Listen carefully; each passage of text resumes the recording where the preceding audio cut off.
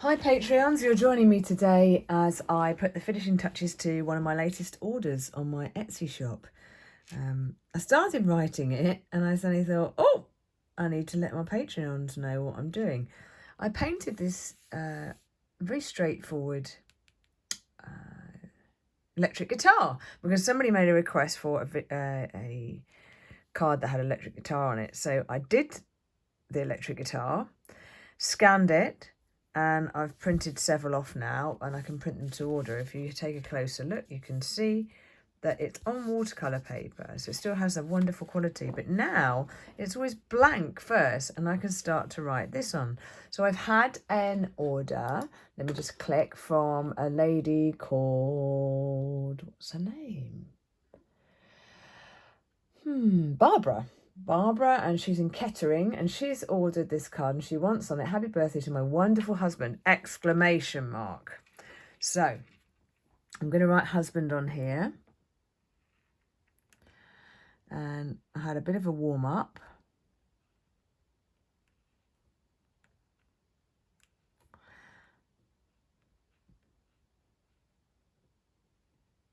And I put an example on my Etsy page, which you can see if you go to my Etsy page, which is Pictoria Presents or Pictoria Presents. And I, at the end, exclamation mark she's put.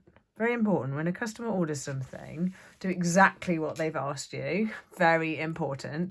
And I put a bit of a, God, I can't think what it's called. Thingy. Treble clef, is it? Let's just do this. Ooh. There you go. And I've joined it to the strings. Just like I have done here, I've joined it to the bottom. So, just before I press play on this, I did actually do the T, so happy birthday, but I didn't do the I yet because I'm going to put gems on. So happy birthday to my... And this is the part where I go along and I just tidy up any scratchy bits. Wonderful husband. Great. Okay, now this is for the gems bit. So I've got a little bag which I keep down by the side of me, which you can hear me getting. Everything's just fallen on the floor. And on it, inside of it, I keep gems like this. On sheets, and I'm going to, the other thing I haven't done, I've just remembered, haha, interesting, is I put musical notes on my example on my Etsy shop, and I didn't do the original with the musical notes on in case they ever want me to put a special tune on. So what I'm going to do now here is I'm just going to draw them on. So let's do that while we speak. I might have to go quiet for this because it's quite... Also, it wouldn't scan very well if I did the musical notes. Sometimes, if you're not confident on doing definitely the whole line straight, you can break it up with artistic license. Just in case I went wobbly. Great. And we're going to do 4 lines here, like on the inside. There we go. Marvellous. And I'm going to put the notes, I'm going to turn my cards around. I'm going to put my notes going this way. And like I say, I had this sort of thought that I'd leave this part blank, and then if anyone ever got in touch with me and said, I want this music putting on the card, I could do it for them.